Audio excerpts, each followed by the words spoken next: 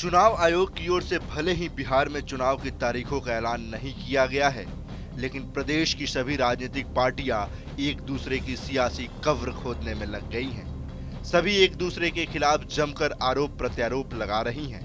ऐसे में सवाल उठता है कि क्या इन आरोपों में ही बिहार चुनाव के मुद्दे छिपे हुए हैं और इन्हीं मुद्दों पर प्रदेश की लड़ाई लड़ी जाएगी।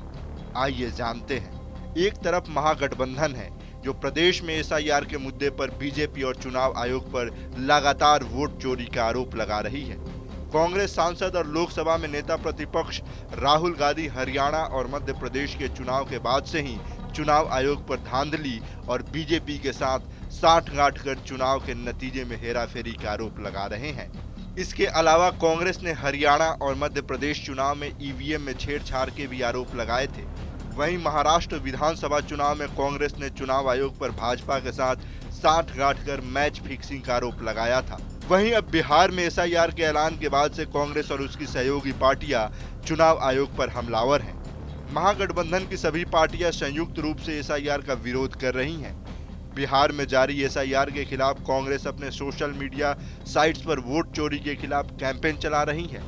साथ ही 17 अगस्त से पार्टी प्रदेश में राहुल गांधी के नेतृत्व में पद यात्रा की भी शुरुआत करने जा रही है और इस यात्रा का नाम भी मत यात्रा रखा गया है।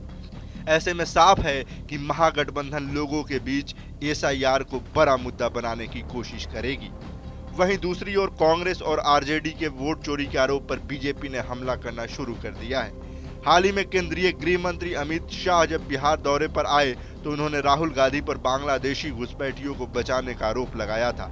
साथ ही उन्होंने कहा था कि जो लोग भारत में पैदा नहीं हुए हैं उन्हें वोट देने का कोई संवैधानिक अधिकार नहीं है। इसके अलावा 15 अगस्त के अपने भाषण में प्रधानमंत्री मोदी ने भी घुसपैठिए के मुद्दे को जोर शोर से उठाया है और उन्होंने कहा कि घुसपैठिए देश के लिए चुनौती है। एक सोची समझी साजिश के तहत देश की जनसांख्यिकी बदली जा रही है और देश में एक नए संकट के बीज बोए जा रहे हैं।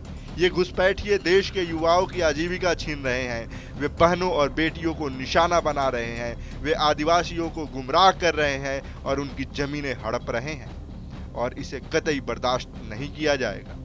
कुल मिलाकर एक तरफ बिहार की सत्ताधारी गठबंधन एनडीए है जो प्रदेश में घुसपैठियों का मुद्दा जोर शोर से उठा रही है, साथ ही अपनी विपक्षी पार्टियों पर घुसपैठियों को बचाने का आरोप भी लगा रही है। तो वहीं दूसरी ओर महागठबंधन है जो सत्ताधारी पार्टी और चुनाव आयोग पर एसआईआर के जरिए वोट चोरी का आरोप लगा रहा है। ऐसे में अब आने वाला समय ही बता पाएगा कि प्रदेश की राजनीति में कौन से मुद्दे कितने प्रभावशाली साबित होंगे। अभी के लिए बस इतना ही। देश दुनिया की तमाम खबरों से जुड़े रहने के लिए देखते रहिए TV9 बिहार साल।